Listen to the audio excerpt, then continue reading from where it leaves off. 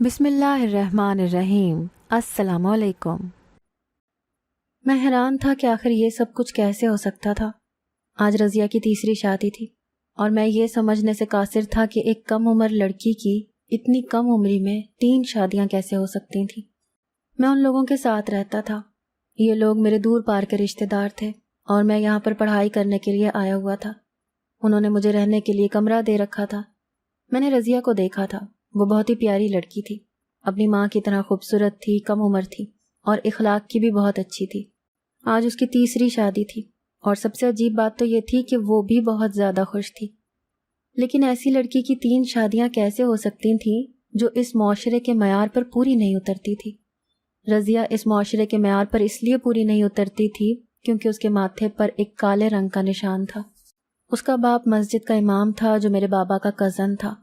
میں اسی لیے ان کو چاچو کہتا تھا۔ اور اس کی ماں ایک عام سی عورت تھی جو بس گھر کو سنبھالتی تھی۔ رضیہ کے 4 بھائی اور بھی تھے جو کافی چھوٹے تھے۔ وہ ان سب کے کام کرتی تھی اور پورا دن گھر کو سنبھالا کرتی تھی۔ جب میں پہلی دفعہ یہاں آیا تھا تو اس کے 1 ہفتے بعد ہی اس کی شادی تھی۔ جب میں نے دیکھا کہ اس کی شادی کروا رہے ہیں تو میں حیران رہ گیا۔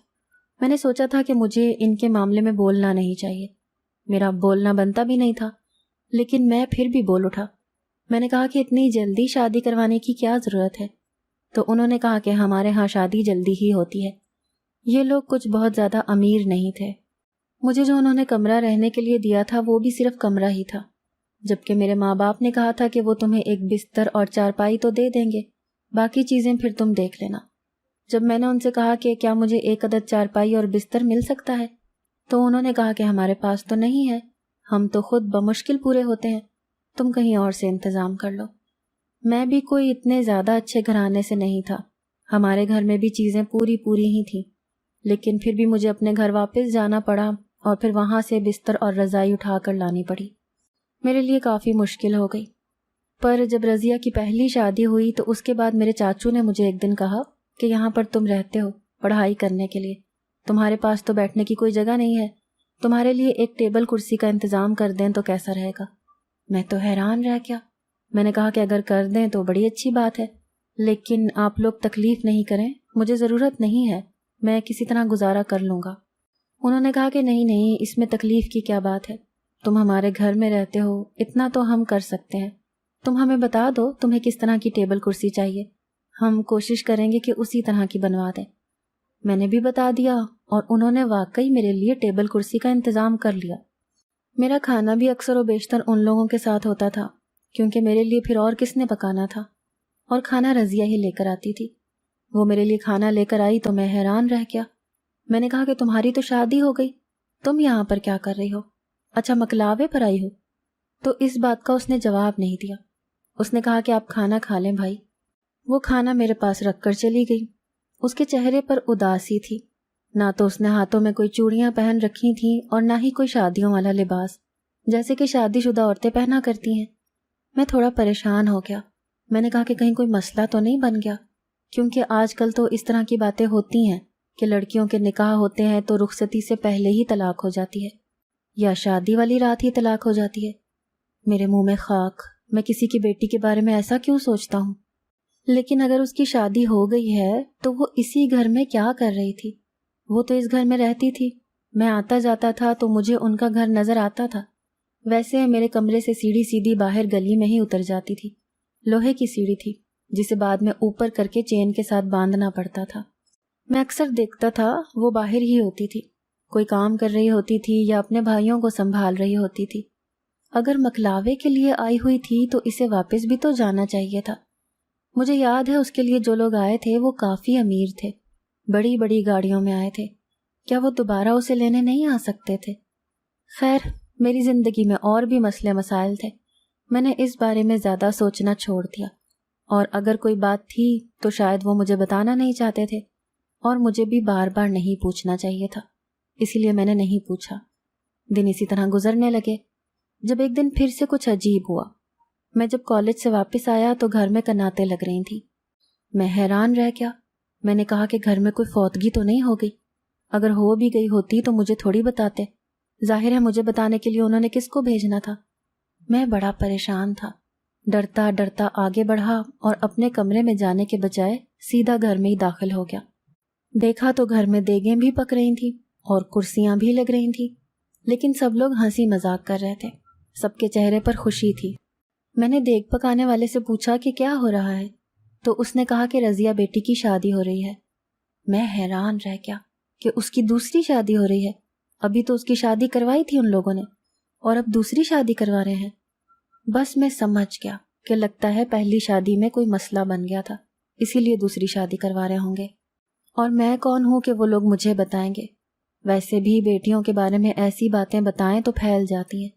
آج کل معاشرے میں ایک بیٹی کی شادی کرنا بھی اتنا مشکل ہے۔ پہلی شادی نہیں ہوتی، دوسری شادی مزید مشکل بنا دی جاتی ہے، کیونکہ سب کو کنواری لڑکی ہی چاہیے ہوتی ہے۔ خیر، میں شادی میں شریک نہیں ہوا کیونکہ مجھے کسی نے بلایا ہی نہیں، لیکن میرے لیے شادی کا کھانا ضرور بھجوا دیا گیا تھا، جو میں نے مزے لے لے کر کھایا۔ میں نے دیکھا کہ کچھ دن کے بعد ان لوگوں نے ایک بڑی سی گاڑی لی تھی۔ یہ گاڑی تو ضرورت سے زیادہ ہی خوبصورت اور بڑی تھی۔ یہ لوگ تو اتنے زیادہ امیر نہیں تھے۔ جب غریب انسان کوئی گاڑی لیتا ہے تو پیسے وغیرہ جمع کر کے ہی کچھ اپنے لیے کرتا ہے، تو وہ کوئی اتنی بڑی گاڑی افورڈ نہیں کر سکتا۔ اگر یہ لوگ گاڑی لیتے تو شاید کوئی مہران یا چھوٹی گاڑی لیتے، پر انہوں نے تو ویگو گاڑی لی تھی جو کہ لاکھوں روپے کی تھی۔ میں حیران رہ گیا۔ پھر میں نے کہا کہ آئے ہوں گے کہیں سے پیسے۔ ویسے چاچو تو میرے امام مسجد تھے، ہو سکتا ہے ان کا کوئی پرانا اور بہت اچھا شاگرد ہوتا ہو جس نے نذرانے کے طور پر ان کو یہ تحفہ دیا ہو۔ خیر، مجھے یہ باتیں سمجھ نہیں آ رہی تھیں، یہ سب کچھ بہت عجیب تھا۔ اور شادی ہو جانے کے بعد رضیہ پھر سے یہیں پھر رہی تھی۔ اس دفعہ میں نے پوچھ لیا تو انہوں نے کہا کہ اس کا شوہر باہر کے ملک میں ہوتا ہے اور اس کا کوئی خاندان بھی نہیں ہے، اسی لیے یہ ادھر ہی رہ رہی ہے۔ باہر کے ملک میں ابھی نہیں جا سکتی ہے، اس نے کہا ہے کہ سال بعد آ کر اس کو لے جائے گا۔ تو میں نے کہا کہ اچھا، ظاہر ہے پھر تو اس کا یہاں رہنا ہی بنتا ہے۔ میرے 2 سال گزر گئے تھے بس، اور 2 سال رہ گئے تھے۔ میرے ساتھ یہاں پر کوئی بات کرنے والا نہیں تھا، میں اکیلا رہتا تھا، مجھے اچھا نہیں لگتا تھا۔ میں دن کاٹ رہا تھا اور دعا کر رہا تھا کہ بس جلدی جلدی یہ سب کچھ پورا ہو جائے اور میں یہاں سے چلا جاؤں۔ جب ایک دن میں پھر حیران رہ گیا۔ آج رضیہ کی تیسری شادی تھی۔ اس دفعہ سب کچھ بہت چھپ چھپا کر ہوا تھا، مطلب کسی کو بھی اس بارے میں پتہ ہی نہیں تھا کہ گھر میں شادی ہو رہی ہے، نہ ہی کسی کو پتہ چلنا تھا۔ مجھے پتہ چل گیا کیونکہ میں گھر میں رہتا تھا، ورنہ محلے میں بھی کسی کو نہیں پتہ تھا، کوئی آیا بھی نہیں تھا، نہ کوئی دیگ پکی تھی، نہ کوئی کنات لگی تھی، نہ ہی کوئی مہمان آیا تھا۔ اگر اس دفعہ بھی کوئی مسئلہ بننا تھا تو مسئلہ کس کے ساتھ بنا تھا؟ لڑکا تو باہر کے ملک میں رہتا تھا اور فیملی اس کی کوئی تھی نہیں، رضیہ بھی گھر میں ہی رہتی تھی۔ پھر ایسا کیا مسئلہ بن گیا تھا کہ بات ختم ہو گئی؟ کیونکہ عورت کی پہلی شادی ختم ہوتی ہے تبھی تو وہ دوسری شادی کرتی ہے۔ ایک دفعہ میں کریانے کی دکان پر کھڑا تھا، اس شخص کو پتہ نہیں تھا کہ میں رضیہ کے رشتہ دار یا جاننے والا ہوں۔ وہ آپس میں باتیں کر رہے تھے۔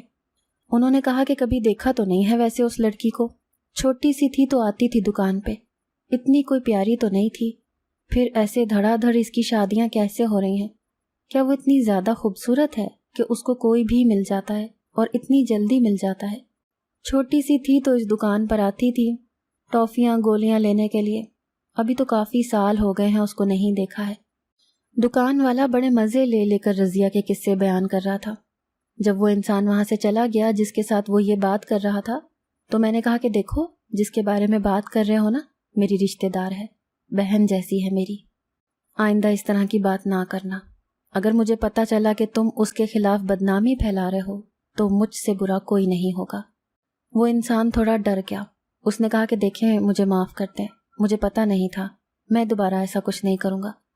لیکن یہ بات تو سارے محلے کو پتہ ہے، سب باتیں کرتے پھر رہے ہیں، اتنی کم عمر لڑکی کی تیسری شادی ہو گئی۔ میں نے کہا کہ آپ لوگوں کو کیا ہے اس بات سے؟ آپ لوگوں کا کیا گیا؟ یا آپ لوگوں کو کیا ملنے والا ہے؟ اگر ہو گئی ہے تو بھی آپ لوگوں کا اس میں کچھ نہیں ہو رہا، اگر نہیں ہوئی ہے تب بھی آپ لوگ آرام سے بیٹھے۔ دکان والا مجھ سے تھوڑا ڈر گیا کیونکہ میں کافی ہٹا کٹا لگتا تھا اور میں نے بات بھی غصے سے کی تھی۔ میرے گھر کی لڑکی کی بات ہو رہی تھی، وہ میری بہنوں جیسی تھی، اس کے خلاف میں کیسے کوئی بات سن سکتا تھا؟ لیکن دکان والے نے اتنا ضرور کہا کہ یہ لوگ ٹھیک نہیں ہیں، آپ ان کے کون سے رشتہ دار ہیں یہ ہمیں نہیں پتا، اور آپ ان کو کیسے جانتے ہیں یہ بھی ہمیں نہیں پتہ ہے، لیکن یہ لوگ اچھے نہیں ہیں۔ اس کا باپ تو امام مسجد ہے، لیکن حرکتیں اس کی ساری عجیب سی ہیں، اخلاق اس کے اندر نام کو نہیں ہے، اور اس کی ماں بھی لوگوں کے ساتھ لڑائیاں کرتی رہی ہے۔ ایک ٹائم پر اس نے کمیٹی ڈال رکھی تھی اور سب کی کمیٹیاں لے کر بھاگ گئی تھی۔ آپ شریف انسان لگتے ہیں، آپ کو اتنا ہی کہوں گا کہ ان کے معاملات میں نہ پڑیں، یہ لوگ ٹھیک نہیں ہیں۔ اس نے 2 دفعہ ایسا کہا، میں خاموش ہو گیا۔ میں نے کہا کہ کون ٹھیک ہے کون نہیں یہ میں خود دیکھ لوں گا، لیکن تمہیں میں دوبارہ سے اس طرح کی بات کرتے ہوئے نہ سنوں۔ سب کی اپنی اپنی بچیاں ہوتی ہیں، ہر گھر میں عورت ہوتی ہے، اس کی عزت کو محفوظ رکھنا سب کی ذمہ داری ہوتی ہے۔ میں وہاں سے واپس آ گیا۔ ایک دن چھت پر کھڑا تھا اور دور سے رضیہ کو دیکھ رہا تھا۔ وہ چپ چاپ اپنے کاموں میں لگی تھی۔ ایسا نہیں لگتا تھا کہ اس کے ساتھ اتنے زیادہ حادثات ہو چکے ہیں۔ ظاہر ہے 2 دفعہ شادی کا ٹوٹ جانا اور پھر تیسری دفعہ شادی کا ہونا، اور ابھی بھی وہ اسی گھر میں پھر رہی تھی، وہ رخصت ہی نہیں ہوئی تھی۔ یہ کس قسم کی شادیاں تھیں جس میں اس کو رخصت نہیں کروایا جا رہا تھا اور وہ یہیں پر رہتی تھی؟ وہ اپنی روٹین کے کام کرتی تھی، صبح صبح اپنے بہن بھائیوں کو سجاتی تھی، ان کو منہ ہاتھ دھلا کر کپڑے بدلواتی تھی، ان کو کھانا دے رہی ہوتی تھی۔ اس کے بعد میں اسے دیکھتا تھا کہ وہ گھر کے کام کر رہی ہے۔ کبھی کبھی وہ میرے لیے کھانا لے کر بھی آتی تھی، دروازے پر دستک دیتی، میں دروازہ کھولتا، وہ دروازے پر کھڑی ہوتی تھی۔ کھانے کی ٹرے مجھے پکڑا کر وہاں سے چلی جاتی تھی۔ نہ زیادہ کوئی بات کرتی تھی نہ مسکراتی تھی، بس کہتی تھی بھائی یہ کھانا، اور تھوڑی دیر بعد برتن لینے آ جاتی تھی کہ برتن واپس کر دیں۔ سیدھی سادی سی عام سی لڑکی تھی، لیکن ایک بات بہت زیادہ عجیب ہو رہی تھی کہ ان لوگوں کے گھر میں پیسے بہت زیادہ آ گئے تھے۔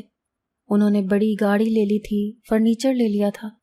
میرے کمرے میں پہلے انہوں نے ٹیبل کرسی کا انتظام کیا، پھر پنکھا بھی چھت والا لگوایا، کیونکہ میں نے تو بریکٹ فین لیا تھا، وہی مجھے سستا پڑتا تھا۔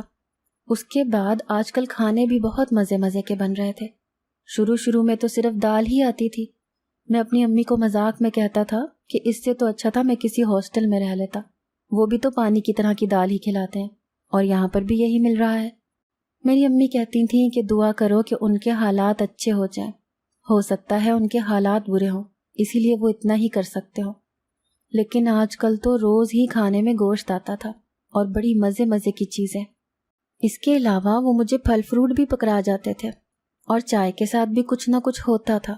پہلے تو صرف چائے ملتی تھی اور وہ بھی پانی کی طرح، لیکن آج کل تو دودھ پتی اور دیگر لوازمات بھی بیچے جاتے تھے۔ میں نے باتوں باتوں میں چاچو سے پوچھا کہ آپ نے کوئی نیا کام شروع کیا ہے، کوئی کاروبار شروع کیا ہے کیا؟ تو انہوں نے کہا کہ نہیں کچھ نہیں، بس وہی کام ہے، میں تو مولوی ہوں، اور کیا کام کرے گا مولوی؟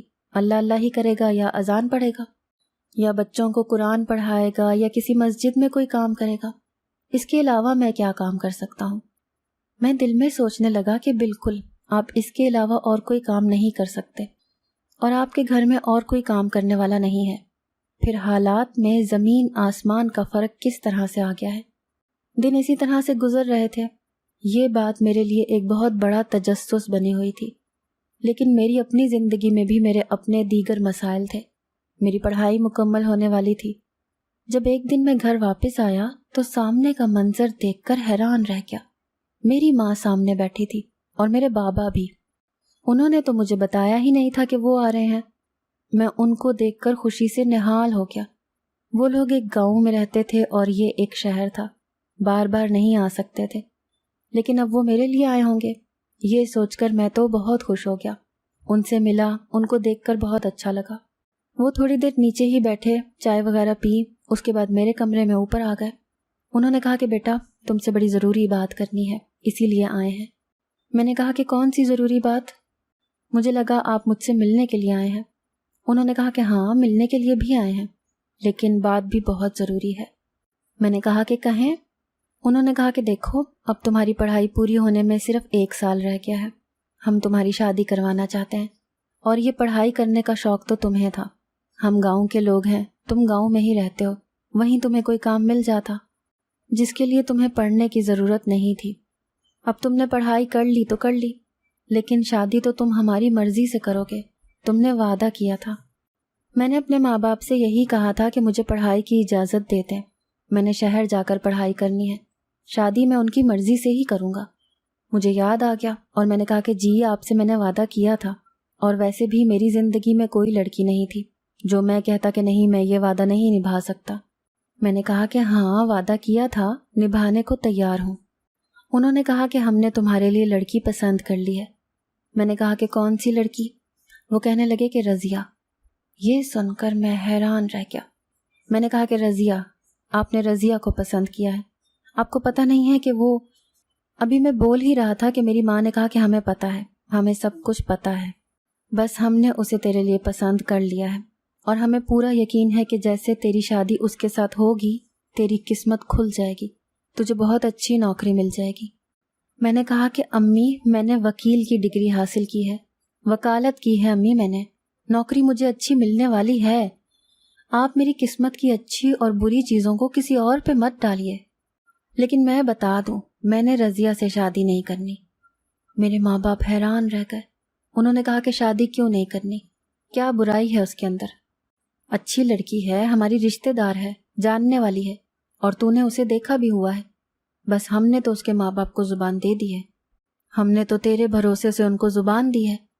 میں نے کہا کہ آپ نے کیوں زبان دی ہے؟ آپ نے کیوں ایسا کہا؟ آپ یہ کرنے کے لیے آئے تھے؟ مجھے بتایا تک نہیں۔ میں تو سمجھ رہا تھا کہ مجھ سے ملنے کے لیے آئے ہیں، اور آپ لوگ میری بربادی کا سامان کیے بیٹھے تھے۔ انہوں نے کہا کہ لو، جب کسی کی شادی ہو جاتی ہے تو کیا وہ برباد ہو جاتا ہے؟ میں نے کہا کہ آپ کو نہیں پتا کہ کیا مسئلہ ہے اس کے ساتھ؟ میں کبھی بھی رضیہ کے بارے میں یہ بات کسی اور کو نہ بتاتا، لیکن یہاں تو میری اپنی ہی گردن پھنس گئی تھی، اسی لیے میں نے ان کو سب کچھ بتا دیا کہ اس کی تو 3 شادیاں ہو چکی ہیں، اور اب آپ اس کی 4تھی شادی میرے ساتھ کروانا چاہتے ہیں۔ جب میں نے یہ بات اپنے ماں باپ کو بتا دی تو مجھے یقین تھا کہ وہ فوراً ہی اپنا فیصلہ بدل لیں گے۔ ظاہر ہے وہ اپنے اکلوتے بیٹے کی شادی ایسی لڑکی سے کیوں کروائیں گے جس کی پہلے سے 3 شادیاں ہو چکی ہیں۔ لیکن میری بات پر وہ ہنسنے لگے اور میں حیران رہ گیا۔ میں نے کہا کہ کہیں یہ لوگ صدمے سے تو نہیں ہنس رہے؟ انہوں نے کہا کہ ہمیں پتہ ہے، اسی لیے تو ہم تمہاری شادی اس کے ساتھ کروا رہے ہیں۔ میں حیران رہ گیا۔ میں نے کہا کہ کیا مطلب؟ انہوں نے کہا کہ تم نیچے آ جاؤ، سب کے سامنے بیٹھ کر بات کریں گے۔ میں نے کہا کہ پہلے مجھے بتائیں کہ بات کیا ہے، مجھے کچھ سمجھ نہیں آ رہا۔ انہوں نے کہا کہ ساتھ چلو، تمہیں سب کچھ بتا دیں گے۔ ہم لوگ نیچے چلے گئے۔ رضیہ کے ماں باپ اور میرے ماں باپ ایک کمرے میں بیٹھے تھے، اور میں بھی، لیکن رضیہ وہاں پر موجود نہیں تھی۔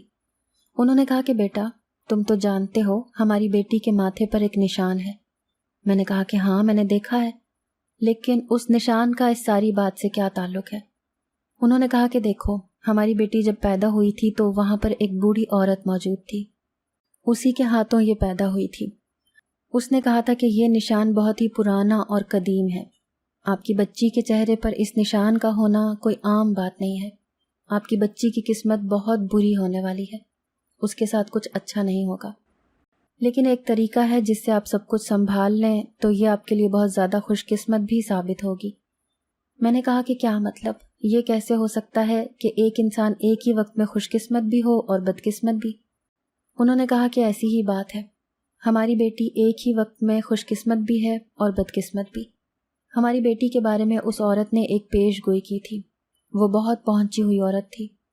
اس نے کہا تھا کہ آپ کی بیٹی کے ماتھے پر یہ نشان ہے، اس کا مطلب ہے کہ آپ کی بیٹی کی پہلی 3 شادیاں ناکام ہو جائیں گی، لیکن جب 4تھی شادی ہوگی اور وہ جس شخص سے ہوگی وہ بہت زیادہ امیر ہو جائے گا اور اس کی قسمت سے اس کا نصیب سنور جائے گا، لیکن پہلی 3 شادیاں جن انسانوں سے ہوں گی وہ بری طرح سے برے حالات میں پھنس جائیں گے، ہو سکتا ہے ان میں سے کسی کی جان بھی چلی جائے۔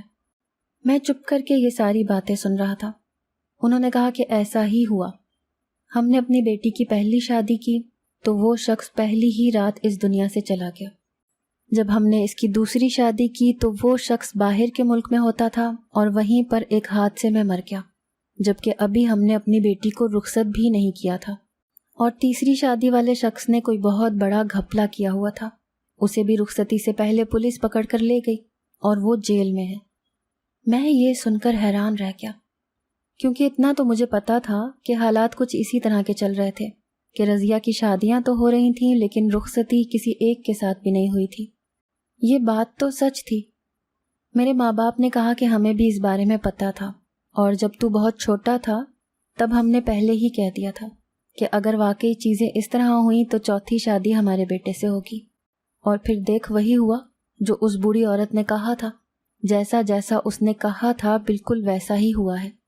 اسی لیے اب ہم لوگ اپنا مطالبہ لے کر آ گئے ہیں، کیونکہ ان لوگوں نے ہم سے وعدہ کیا ہوا ہے۔ رضیہ کے باپ نے کہا کہ اور بھی بہت سے لوگ ہیں جو اس چیز کو مانتے ہیں، وہ بھی اس سے شادی کرنا چاہتے ہیں، لیکن ہم نے خاندان میں پہلے سے ہی اس کی بات کی ہوئی تھی، اسی لیے ہم اس کا ہاتھ تمہارے ہی ہاتھ میں دیں گے۔ میرے ماں باپ تو بہت ہی زیادہ خوش تھے اور وہ لوگ بھی، لیکن میں ان دونوں کی شکلوں کو باری باری دیکھ رہا تھا کہ یہ چل کیا رہا ہے۔ میں ایسی باتوں پر یقین نہیں کرتا تھا۔ انہوں نے کہا کہ جو اس عورت نے کہا تھا وہی سب کچھ ہوا ہے۔ اگر یہ سب کچھ جھوٹ تھا تو پھر اسے اتنے سال پہلے یہ کیسے پتہ چل گیا کہ ایسا ہوگا؟ میں نے کہا کہ جو کچھ بھی ہو مجھے کچھ نہیں پتا۔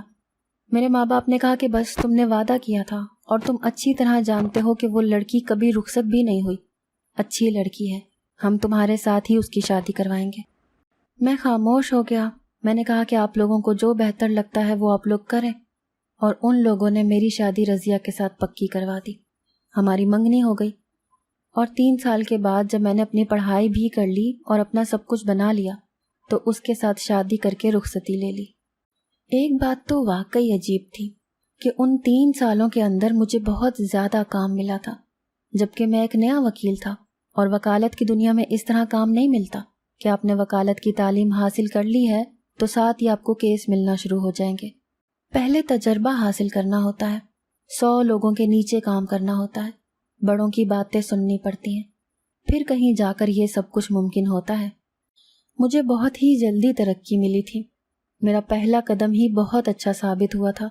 مجھے ایک بہت اچھے وکیل کے ساتھ انٹرنشپ کرنے کا موقع مل گیا، انہوں نے مجھے بہت کچھ سکھایا، اور جب میں نے پہلا ہی کیس لیا تو وہ کیس بہت زیادہ مشکل تھا، لیکن مجھے اس میں بہت زیادہ فیس مل رہی تھی، اور کوئی اور بھی وہ کیس لینے کو تیار نہیں تھا کیونکہ وہ ایک مشکل کیس تھا، لیکن میں نے لے لیا اور میں نے اسے کامیابی سے جیت بھی لیا۔ ایک کیس جیتنے کی دیر تھی کہ میرا نام مشہور ہو گیا، سب نے کہا کہ ایک نوجوان وکیل ہے جو بہت ہی اچھا ہے اور اس نے فلاں بندے کا بڑا مشکل کیس حل کیا ہے، جو بڑے سے بڑا وکیل نہیں کر سکا وہ اس لڑکے نے کر دکھایا ہے۔ بس اس طرح سے میرا نام مشہور ہوتا گیا اور مجھے کیس پر کیس ملتے گئے، میری زندگی میں خوشحالی آنے لگی۔ میں نے شہر میں ہی اپنا گھر اپنے ماں باپ کو بلا لیا، ہم لوگ یہاں پر آ گئے، گھر سیٹ ہو گیا اور اس کے بعد ہم نے رخصتی لے لی۔ میرے ماں باپ ہمیشہ یہی کہتے تھے کہ دیکھو تمہیں اتنی جلدی کامیابی ملی ہے، یہ سب کچھ رضیہ کی وجہ سے ہی ہوا ہے، جبکہ دیکھا جائے تو میں نے کتنی زیادہ محنت کی تھی۔ میرا خیال ہے کہ بس بات اسی طرح کی تھی کہ ان لوگوں کے لیے میری محنت اتفاق تھی اور میرے لیے ان کا اتفاق کوئی معنی نہیں رکھتا تھا۔ میرے لیے میری محنت تھی کہ میں نے محنت کی ہے تو یہ سب کچھ حاصل کیا ہے۔ اگر میں یہ سب کچھ نہ کرتا اور بس رضیہ سے شادی کر لیتا تو مجھے نہیں لگتا کہ میں یہ سب کچھ حاصل کر سکتا تھا، لیکن خیر ان کے اپنے عقائد تھے، میں نے ان کے ساتھ بحث نہیں کی کیونکہ رضیہ اچھی لڑکی تھی۔ میری شادی ہو گئی اور اب میں اس کے ساتھ بہت خوش ہوں، وہ پہلے سے زیادہ سمجھدار ہو گئی ہے اور بہت اچھی ہے۔ ہم کبھی کبھی اس بات پر ہنستے ہیں کہ وہ پہلے مجھے بھائی کہا کرتی تھی، لیکن اب میری لائف پارٹنر بن چکی ہے اور ہماری زندگی ایک دوسرے کے ساتھ بہت اچھی گزری ہے۔ میرے ماں باپ بھی خوش ہیں اور اس کے ماں باپ بھی۔ اگر وہ کسی بات پر یقین کرتے ہیں اور اس بات سے انہیں خوشی ملتی ہے تو مجھے ان کے ساتھ بحث کر کے انہیں غلط ثابت کر کے کوئی انعام تو نہیں مل جائے گا۔ وہ اپنی زندگی میں خوش ہیں اپنے عقائد کے ساتھ، اور میں اپنی زندگی میں خوش ہوں اپنی بیوی کے ساتھ۔ میں محنت کرتا ہوں تو مجھے پیسے ملتے ہیں۔ بہرحال میری زندگی اچھی گزر رہی ہے، اللہ کا شکر ہے، سب کچھ بالکل ٹھیک ہے۔ رضیہ ایک بہت اچھی بیوی ہے اور میں ہمیشہ اس کا خیال رکھوں گا اور ہمیشہ اس کے لیے بہتر سے بہترین چیزیں لانے کی کوشش کروں گا کیونکہ وہ میری ہمسفر ہے۔ اگر آپ کو آج کی ہماری کہانی پسند آئی ہے تو اسے لائک کیجیے اور اپنے پیاروں کے ساتھ شیئر کیجیے، اور ہاں، اگر ابھی تک آپ نے ہمارا چینل سبسکرائب نہیں کیا تو ضرور کیجیے۔ ملتے ہیں کل ایک نئی اور دلچسپ کہانی کے ساتھ، تب تک کے لیے اللہ حافظ۔